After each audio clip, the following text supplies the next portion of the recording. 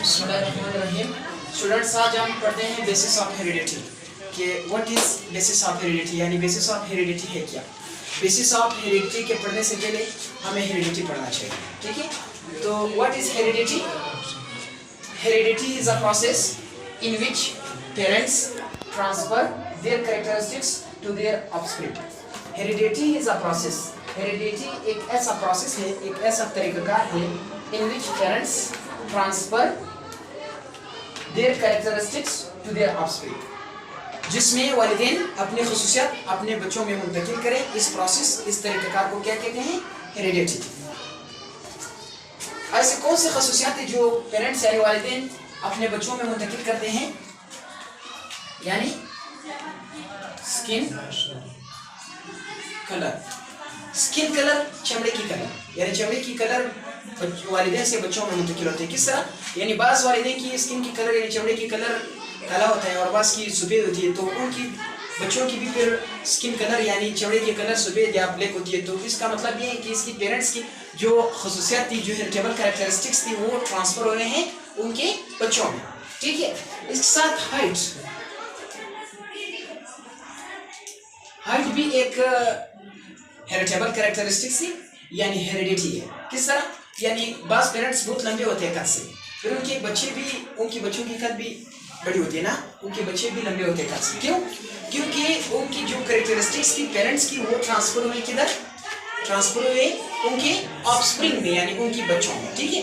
तो हेरिडिटी है ऐसा प्रोसेस, ऐसा तरीकाकार जिसमें पेरेंट्स यानी वालिदैन खुसूसियात मुंतकिल करें अपने बच्चों में। इस प्रोसेस, इस तरीकाकार को क्या कहते हैं? हेरिडिटी। और इन खुसूसियात को क्या कहते हैं? Heritable characteristics. सही है।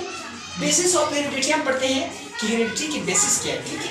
तो हेरिडिटी की बेसिस में से सबसे पहले हम पढ़ते हैं क्रोमोसोम्स। व्हाट इज क्रोमोसोम्स, ठीक है। क्रोमोसोम्स 2 सिलेबल है। कितने सिलेबल हैं? 2। Chromo means colour and so means body. So means body, chromo means colour, so means body. Chromosomes है क्या बेसिकली? वैसे आप देख लो क्रोमोसोम्स की डेफिनेशन को। Chromosomes are thread like structure which present inside the nucleus and carry gene from parent to offspring. Chromosome are thread-like structure. Chromosome धागानुमा structure होता है, साफ होता है। इधर देखिए, ये सेल है और इस सेल के सेंटर में न्यूक्लियस है। आप फर्ज करें, सपोज दैट इस न्यूक्लियस को आप निकालें किस चीज से? सेल से। आपने इस न्यूक्लियस को सेल से बाहर निकाल लिया, तो अभी आप न्यूक्लियस का ऑब्जर्वेशन करें तो आपको न्यूक्लियस में थ्रेड लाइक का स्ट्रक्चर नजर आएगा। इस थ्रेड लाइक स्ट्रक्चर को क्या कहते हैं? क्रोमोसोम्स या क्रोमेटिन। इसे क्रोमोसोम्स का एक नाम और भी है जिसे क्रोमेटिन कहते हैं। क्रोमेटिन क्यों उसे कहते हैं? क्रोमेटिन और क्रोमोसोम में एक डिफरेंस है, वो बात मैं बताता हूँ ना कि कौन सा ऐसे डिफरेंस है क्रोमेटिन और क्रोमोसोम्स, ठीक है। यानी ये सेल है, इसके अंदर न्यूक्लियस है और न्यूक्लियस के अंदर जो थ्रेड लाइक स्ट्रक्चर है उसे क्या कहते हैं? क्रोमोसोम्स।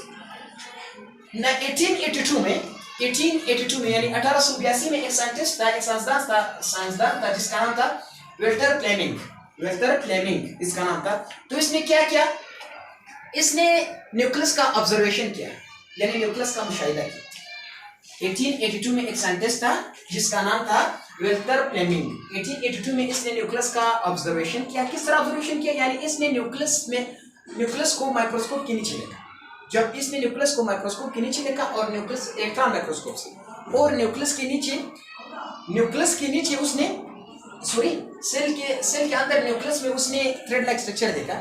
इस थ्रेड लाइक स्ट्रक्चर, जब वेल्टर फ्लेमिंग की इस थ्रेड लाइक स्ट्रक्चर पर नजर पड़ी तो वेल्टर फ्लेमिंग कहता है कि ये थ्रेड लाइक स्ट्रक्चर मुझे कलर, यानी इसकी मुझे कलर की शक्ल में नजर आ रहा था, यानी ये कलरफुल बॉडीज थी। किस तरह कलरफुल बॉडीज?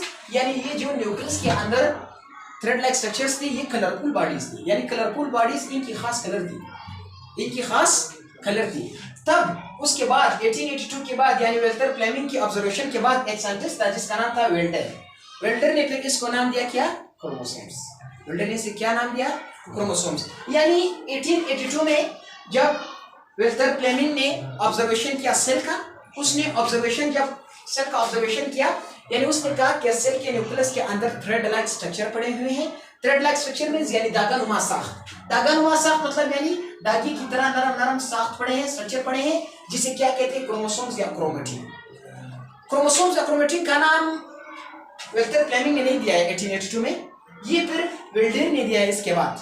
उसने कहा कि इन थ्रेड लाइक स्ट्रक्चर को क्या कहते हैं, क्रोमोसोम्स। यानी क्रोमोसोम्स दो लेवल से बना हुआ है। Chromo means colour and so means body, यानी कलरफुल बॉडी। सेल के अंदर जो कलरफुल थ्रेड लाइक स्ट्रक्चर है उसे क्या कहते हैं, क्रोमोसोम्स। ये बात किसने कहा, ये बात वेल्डेर ने कहा। लेकिन ये बात किसने कहा कि यहाँ पर कलरफुल बॉडी पड़े हैं, ये बात कहा है वेल्टर फ्लेमिंग ने। लेकिन उसके बाद वेल्डेर ने इसे नाम दिया है क्रोमोसोम्स। ठीक है, और क्रोमोसोम्स बेसिकली मैंने पहले पढ़ाया था कि क्रोमोसोम्स थ्रेड लाइक स्ट्रक्चर है, न्यूक्लियस के अंदर मौजूद है। और क्रोमोसोम का काम ये है कि वो जीन को, किस चीज को, जीन को ट्रांसफर करता है पेरेंट्स से टू अपस्ट्रीम। ये पेरेंट्स की जो खसूसियात हमें मुंतकिल होते हैं ना, हमें मुंतकिल होती है पेरेंट्स की जो खसूसियात है, स्किन कलर, एयर लोब, आई कलर, हाइट, ब्लड ग्रुप, ये सारे हेरिटेबल कैरेक्टरिस्टिक्स है। पेरेंट्स से जो मुंतकिल होते हैं हमें किस चीज के जरिए मुंतकिल होता है, एक ही चीज है जिसे क्या कहते हैं, जीन। अच्छा, ये जीन कौन सी ऐसी चीज है जो जीन को पेरेंट्स से ट्रांसफर करता है अपस्ट्रीम में, वो सिर्फ और सिर्फ एक चीज जिसे क्या कहते हैं, क्रोमोसोम्स। यानी क्रोमोसोम्स के ऊपर क्या पड़ा है, जीन्स। क्रोमोसोम्स जब जाते हैं ना किधर, ऑफस्प्रिंग में, बच्चों में, वालिदैन से जब स्पर्म, फीमेल से स्पर्म और फीमेल से एग्स आते हैं, तब फीमेल की उम्र में सबसे पहले सेल जिसे जाइगोट कहते हैं वो बनते हैं।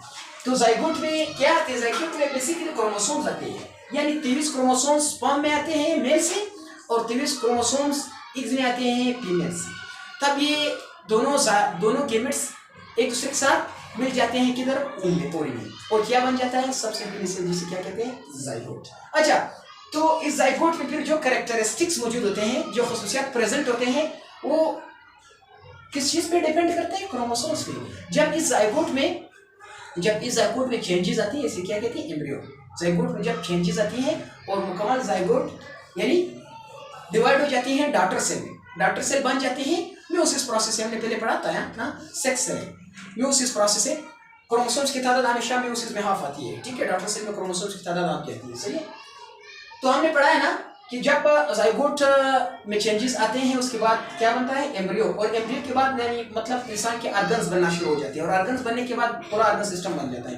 पूरा ऑर्गन सिस्टम जब बच्चा पैदा होता है ना माँ के पेट से, फिर उसमें जो खसूसियात मौजूद होते हैं, वैसे बेसिकली वो खसूसियात कहाँ से आए हैं, वो खसूसियात उनके पेरेंट्स की दो गेमेट्स से आए, यानी स्पर्म और एग से आए।